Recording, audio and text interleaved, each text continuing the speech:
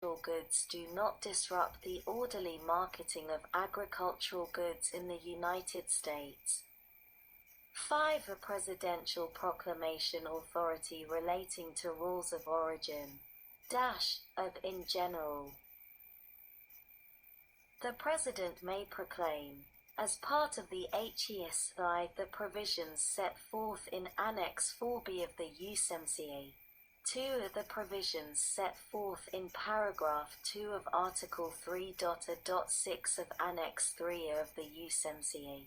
3. The provisions set forth in paragraph 5 of Annex 3B of the USMCA.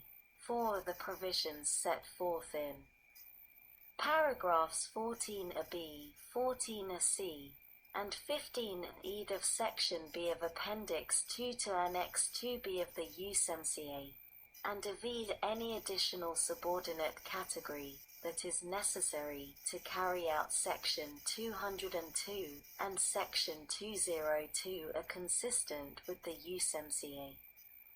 B. Modifications I in general.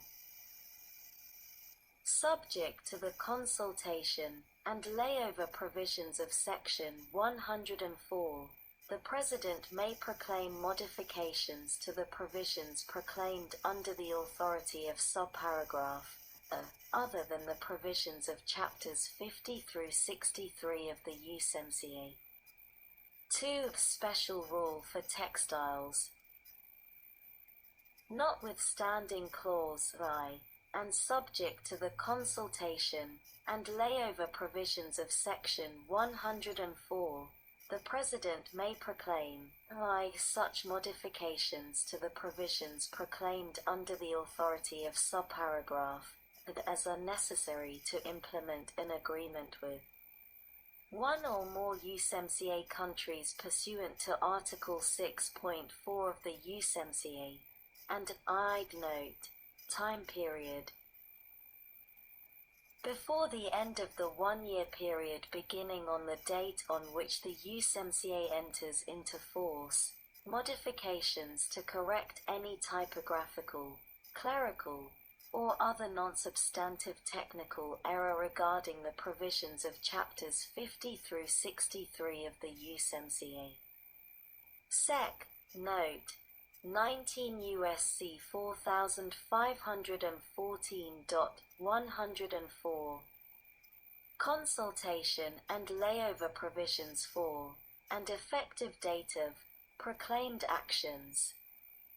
If a provision note, President. Of this Act provides that the implementation of an action by the President by proclamation is subject to the consultation and layover requirements of this section, that action may be proclaimed only if a page 134 stat. 18.1 The President has obtained advice regarding the proposed action from the appropriate advisory committees established under Section 135 of the Trade Act of 1974, 19 U.C. 2155, and B. Note, hearings. The International Trade Commission, which shall hold a public hearing on the proposed action before providing advice regarding the proposed action. 2. Note, reports. The President has submitted to the Committee on Finance of the Senate and the Committee on Ways and Means of the House of Representatives a report that sets forth the proposed action and the reasons therefor, and B. the advice obtained under paragraph 1.3. Note, time period. A period of 60 calendar days, beginning on the first day on which the requirements set forth in paragraphs 1 and 2 have been met, has expired, and 4 the President has consulted with the committees referred to in paragraph 2 regarding the proposed action during the period referred to in paragraph 3. Sec.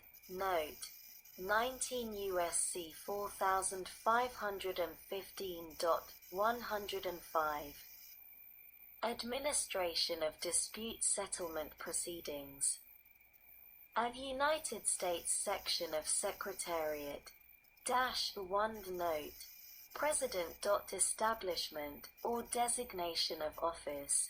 The President is authorized to establish or designate within the Department of Commerce an office to serve as the United States section of the Secretariat established under Article 30.6 of the USMCA.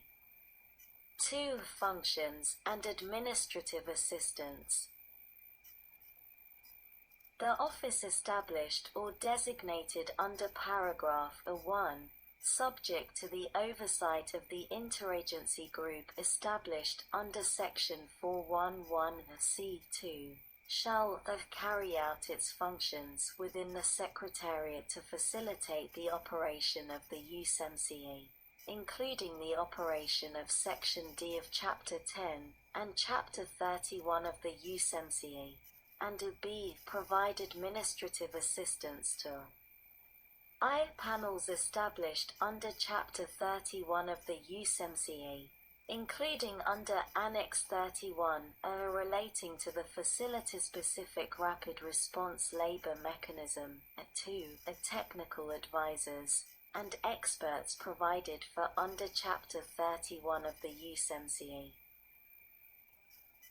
3. The binational panels and extraordinary challenge committees established under Section D of Chapter 10 of the USMCA, and 4. Binational panels and extraordinary challenge committees established under Nafta for matters covered by Article 34.1 of the USMCA, relating to transition from Nafta. 3. Treatment of office under Freedom of Information Act. The office established or designated under paragraph 1 shall not be considered an agency for purposes of Section 552 of Title 5, United States Code. B. The authorization of appropriations. There are authorized to be appropriated for each fiscal year after fiscal year 2020 to the Department of Commerce $2 million for 1. The operations of the office established or designated under subsection A1 and page 134 stat. 19.2. The payment of the United States share of the expenses of panels established under Chapter 31 of the USMCA, including under Annex 31, relating to the Facility-Specific Rapid Response Labor Mechanism, B. Binational panels and extraordinary challenge committees established under Section D of Chapter 10 of the USMCA, and C. Binational panels and extraordinary challenge committees established under Nafta for matters covered by Article 34.1 of the USMCA relating to transition from Nafta. C. The reimbursement of certain expenses. If the Canadian section or the Mexican section of the Secretariat provides funds to the United States section during any fiscal year as reimbursement for expenses in connection with dispute settlement proceedings under Section D of Chapter 10 or Chapter 31 of the USMCA, or under Chapter 19 of Nafta, the United States section may, notwithstanding Section 3302 of Title 31, United States Code, retain and use such funds to carry out the functions described in subsection A2. Sec. Note 19 U.S.C. 4516.106. Trade Representative Authority. If a country other than the United States that has signed the USMCA does not enact implementing legislation, the trade representative is authorized to enter into negotiations with the other country that has signed the USMCA to consider how the applicable provisions of the USMCA can come into force with respect to the United States, and that other country, as promptly as possible. Sec. Note: 19 U.S.C. 4501 Note. 107. Effective date: A. In general, sections 1 through 3, and this title are other than section 103 a SIG shall take effect on the date of the enactment of this act. B. Proclamation Authority. Section 103 a SIG shall take effect on the date on which the USMCA enters into force. Title II Customs Provisions Sec. 201. Exclusion of originating goods of USMCA countries from Special Agriculture Safeguard Authority. A. In general, Section 405 at ed of the Uruguay Round Agreements Act in 19 U.C. 3602 ed is amended to read as follows. Ed exclusion of originating goods of USMCA countries. 1 Note. President. In general, the President shall exempt from any duty imposed under this section any good that qualifies as an originating good under Section 202 of the United States-Mexico-Canada Agreement Implementation Act of a USMCA country, with respect to which preferential tariff treatment is provided under the USMCA.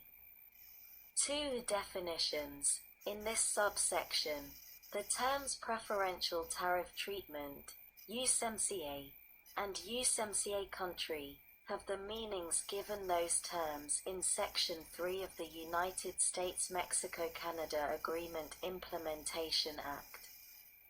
B. Note: 19 U.S.C. 3602 Note. Effective date: page 134 stat. 21 In general, the amendment made by subsection A shall take effect on the date on which the USMCA enters into force, and B apply with respect to a good entered for consumption, or withdrawn from warehouse for consumption, on or after that date. 2 Transition from Nafta treatment. In the case of a good entered for consumption, or withdrawn from warehouse for consumption, before the date on which the USMCA enters into force, of the amendment made by subsection A to Section 405 and ed of the Uruguay Round Agreements Act in 19 U.C. 3602 shall not apply with respect to the good, and B Section 405 of such act, as in effect on the day before that date, shall continue to apply on, and after that date with respect to the good. Sec. 202. Note: 19 U.S.C. 4531. Rules of origin. A. Definitions. In this section, 1. Aquaculture.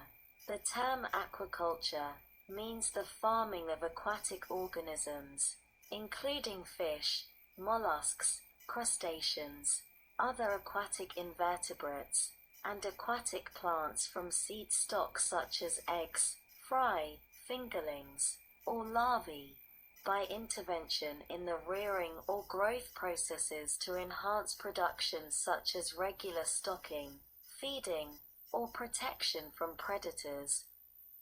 2. Customs Valuation Agreement. The term Customs Valuation Agreement means the agreement on implementation of Article 7 of the General Agreement on Tariffs and Trade 1994 referred to in Section 101 D8 of the Uruguay Round Agreements Act in 19 U.C. 3511 D8. 3. Fungible good or fungible material. The term fungible good